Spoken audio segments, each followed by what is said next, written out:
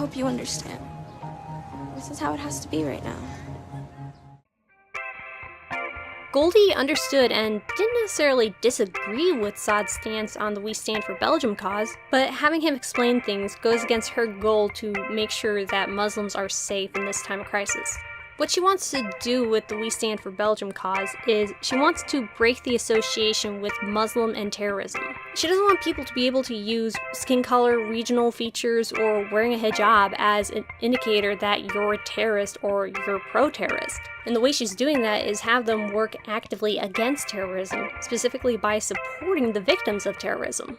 Basically, she's trying to prove #NotAllMuslims. But then to have a Muslim who seemingly isn't 100% for fighting terrorism really muddies up her message. Her focus is on perception and how the situation is viewed rather than how it actually is. She's trying to candy coat reality and then focus later on what's underneath, only after when people can see Muslims as humans and not as one hive-minded group.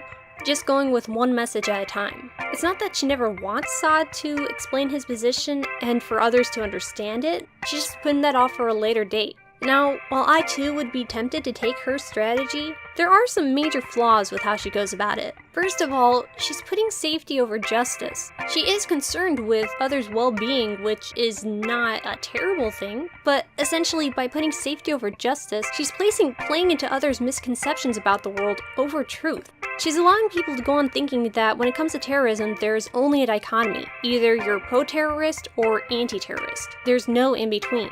While, as we can see with Saad, there definitely is. But Goldie's only focusing on one message at a time, which is allowing her audience to think that other myths are true until they are finally addressed later on down the road. Which brings me to another complaint about her strategy. It's a multi-generational one. What she wants is for non-Muslims to see Muslims as people and see them as being capable of being just as complicated as they are, but by taking such a slow approach, the change that she wants to see in the world won't come until she's long dead. Maybe it won't even be about until her grandchildren come of age, if not later. It's not reaching out to the people who are going to be closed-minded and will continue thinking of those who follow Islam as pro-terrorists. So essentially you're waiting for them to die off and teaching the younger generation to view Muslims as human beings, and it'll be a long time until those younger generations actually can influence the world.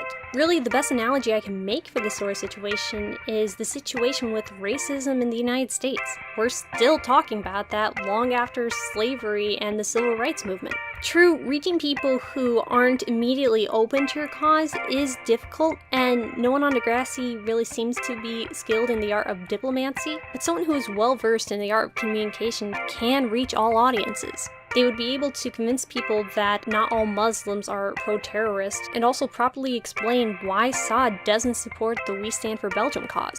Still, that's not to say that Goldie's strategy wasn't noble or well-intended. Change does have to start somewhere, and even though it's not necessarily the best or quickest way to inspire that change, I'd still rather have something than nothing. And the good thing is, Goldie seems to be the type who will continue championing this cause even through university and the rest of her life. Thank you very much for consuming my video, and until next time.